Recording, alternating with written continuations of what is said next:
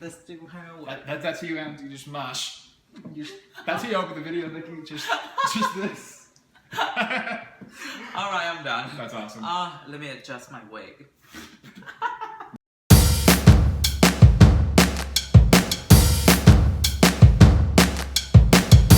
Welcome back to Spill the Tea with Vikki Lee. Today I have a very special guest here. Oh, shucks. Well, I say that to everyone. It's kind of in the script. I feel less special now. Damn. You are special. Otherwise, you wouldn't be here. So this is my friend Zen Anton, who's a very, very talented musician in New York. And hi Zen. Hi Vikki. You want to say hi to Spill the Tea fans out there? Hi Spill the Tea fans. I went to 2 shows of yours now. Yeah, you've been a true fan. You're very, very talented and you have a great band and you have great choice of music. Thank you so much. My favorite one was your cover of Ain't No Sunshine. Really? Ain't no sunshine when she's gone. She's always gone too long. Anytime she goes away. So how have you been? I've been alright. You know, hustling in New York City. Grew up there. I'm working it. You told me to keep it, so I think, what do the fans think? Do I keep it? Do I shave it? I think you look great with the beard. Really? Okay. Yes. You should have little polls for your fans. I think so too. No, you should. I'll do for it. your I'll fans. do it. Yeah, yeah. Because you have Beard tons of over girls here. there, like dancing and shaking their ass all night. One of the dancers was really great though. Oh yeah, the one with the pink hair. Yes. Yeah, oh my God. Tyler. Shout out to Tyler D. Durden. Yeah, shout out to you. You're an amazing dancer. We love you. Yeah, she was great. Her energy, she just make everyone feel so comfortable. Exactly. Yeah. Yeah. Tell me about your single. Well, I wrote a song called "I'm Not Bitter," and I was inspired by not being bitter about things, specifically, relationship type things. The best way to show you're not bitter after breaking up in a bad way is to just say that over and over and over and over and over and over Until you believe it. until you believe it, right? But I am thankful for what we had. I wish the best, I hope it lasts. 'Cause I'm not bitter. I'm not bitter. I'm not bitter. Compared to like the music, it's so happy tune. The vibe is great. I mean, it's punk rock, so you gotta cry yourself to sleep. It's all part of it. So, are you still crying? I've cried less, Like I just wiped my tears a few hours ago. You're such a romantic. I think only people who have like romance in them that can write songs like that. I think it helps if you're genuine, right? There's a lot of bullshit currently on like top 40, and a lot of people don't mean it. I mean, top 40. I mean, I'm not a fan of all of them, but there's some songs really great. But your music, I think, is amazing on its own. Thank you. It's not too underground. It's pretty commercial if you think about it. Yeah, I mean, I The love pop beat. music. I'm Not Bitter is a really good song. Alright, so tell me more about your music. Like, what inspired you? What made you chose the music career? I think it's been the thing that I think about most throughout life, and I've realized this only recently that I wake up thinking about that, I go sleep thinking about it, and like to an obsessive point where that's the core. I'm sure growing up, everyone's like very curious and they want to explore their profession, their career, whatever path that they're choosing. Who or what that kind of inspired you, kind of shook you to your core and made you feel like I'm gonna do music?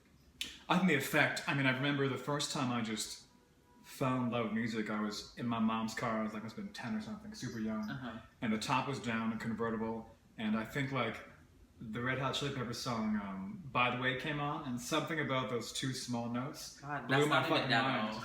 It's not even that old. You're such a kid. It's not even an old song. It's also not even the best song there is. That was the one. That was the moment, yeah. That's when I it was something that I could imagine playing, because it wasn't hard. I sucked when I was 10, but the emotional impact it had on me made me think that's something I want to try. What was the first song that you've written? The first thing I wrote fully was probably "Long to Touch." You have that romantic side in you since you were little, huh? It's all the Spanish blood in me. It is Spanish blood and Spanish hair. What was it about? I mean, the title sounds obvious, but It was about a girl who I liked a lot. Have you ever written a song about a guy? Not in a romantic way, but yes. I think Oscar. I like your upbeat song, but also your ballads. I love the moments where you're just by yourself. I felt like you were just singing for like, an individual. Thank you, Vikki, thank you. We gotta collaborate, we gotta do some sing songs together. Huh? We gotta do some singy songs together. I don't know if I still have it in me. We'll get you in the studio. If we wrote a song together, what would it call? David Bowie stole the title of Rebel Rebel. Yeah, sure. Otherwise, that would be that would have been the hit. That would be That would have nice. been 10, okay. If you're gonna take me to the studio, you gotta make me feel like a real artist. Okay, so we want a sadness and depression. I can do depressed. Oh, there we go. We got a song already there. Big Bad Depression. Boom. People love that. Make them feel happy. Oh yeah, heartbreak sells. Yeah, totally. People don't want to see you too happy. So I'll get the scruff. Keeps me looking kind of alcoholic-y. It's good. I don't think so. Less so now? You never look like an alcoholic to me. Well, whenever like maybe a drug addict. You look great. You know, I feel like you evolved a lot. Like listening to your old music, your image-wise, everything changed. I think if you keep at something, either you'll stop because it's not correct, or you'll go forward. And it's like it's an obvious statement, but one of those will happen. How difficult is it for you, like you know, with your music journey, in terms of like getting gigs, getting paid, and what motivates you to keep going? Motivation is just the love of creating music and playing. Yeah, that's whether on stage or just in my room practicing like a nerd. It's the act of just feeling music come out of me and having my hand over the guitar and just the weight of that. That's why it's all worth it. Music-wise, what do you listen to? It varies. I mean, like they went through a stage of just Madonna. Really? Yeah, that was a huge part of it. What's your favorite Madonna song? Like a Prayer. Like a Prayer. That's a classic. That's a good song. That's great. What's your favorite album of Madonna? I haven't listened to any of them all the way through. No? Yeah, I know. I feel badly about it. So you just know like the popular song? I know all the songs I like. Which some of them are popular, some of them are just like all B-songs. Name 3 right now. Like a Prayer. Crazy for You, Like a Prayer. One of her second albums, She's Not Me, featuring Pharrell Williams. Oh. No one knows that song. That's a great song. I know that song. You know that song? Yes. Damn. She's not me. What's your favorite song? My favorite album, I would say, is Erotica. Yeah. My favorite song that she's ever written is Waiting. I don't even know that song. If I make music, that's the kind of music that I would make. Pop music? Yeah, it's like the kind of music that make you take your panties off. I should put on some panties first. What other kind of music that you listen to? I mean, growing up, probably Nirvana, huge Nirvana phase. That's good. We get a lot of that. And then right now, a lot of Jimi Hendrix. And some super the old... original rock and roll. Yeah, Jimmy was just killer.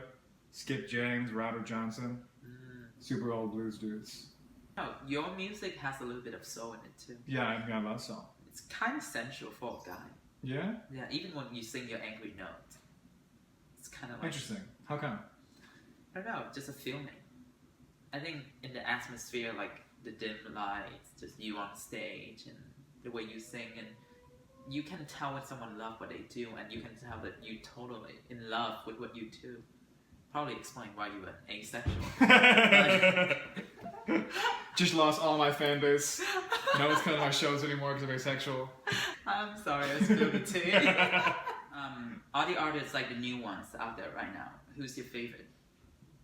Like, let's say for the past 2 years, who's really made an impact on you?